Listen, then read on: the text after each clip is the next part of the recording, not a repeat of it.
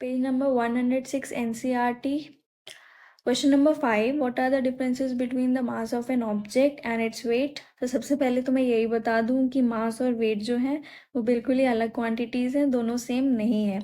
मास जो होता है वो किसी भी बॉडी में कितना मैटर प्रेजेंट है उसको कहते हैं, लेकिन वेट जो है वो एक फोर्स है।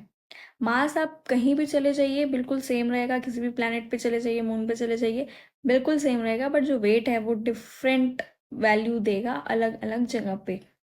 और मास जो है वो एक स्केलर क्वांटिटी है, मतलब इसके अंदर सिर्फ मैग्नीट्यूड ही होती है, लेकिन वेट जो है वो एक वेक्टर क्वांटिटी है, मीन्स इसके अंदर जो है डायरेक्शन भी होगा और मैग्नीट्यूड भी होगा। मास क्योंकि amount of matter contain in a body है, इसीलिए इसकी एसआई यूनिट केजी है। और वेट जैसा कि मैंने बताया फोर्स है, इसीलिए इसकी एसआई यूनिट जो है वो न्यूटन है। तो आइए एक बार इसके आंसर को देख लेते हैं कैसे लिखेंगे। तो mass is the quantity of matter या अमाउंट ऑफ मैटर कंटेन्ड या प्रेजेंट इन द बॉडी। किसी भी एक बॉडी में कितना मैटर प्रेजेंट है हम उसको मास कहते हैं। लेकिन जो वेट है वो क्या है? वेट एक फोर्स है जिस फोर्स से हमें अर्थ अपनी तरफ खींच रही है। मास जो है, sorry second point, it is the measure of the inertia of the body. Inertia आपको पता है कि अगर बॉडी रेस्ट में है तो वो रेस्ट में ही रहना चाहेगी, और अगर मोशन में है तो मोशन में ही रहना चाहेगी।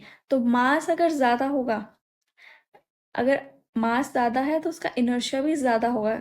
आप खुद इमेजिन करिए, अगर आपको बोला जाए हैवी ऑब्जेक्ट को आपको डिस्प्लेस करना है, लाइट ऑब्जेक्ट को डिस्प्लेस करना है, वो पहले रेस्ट पे है, तो किसको ज़्यादा इजी होगा? लेस मास वाले को, क्योंकि उसका इनर्शिया भी कम है। इट इज इसीलिए हम कहते हैं it is the measure of the inertia of the body, whereas the weight is the measure of gravity. Next point is mass remains constant, it never changes. कहीं भी चले जाइए वो कांस्टेंट रहेगा। और जो वेट है वो कांस्टेंट नहीं रहेगा, वो अलग अलग प्लेसेस पे अलग अलग वैल्यू देगा।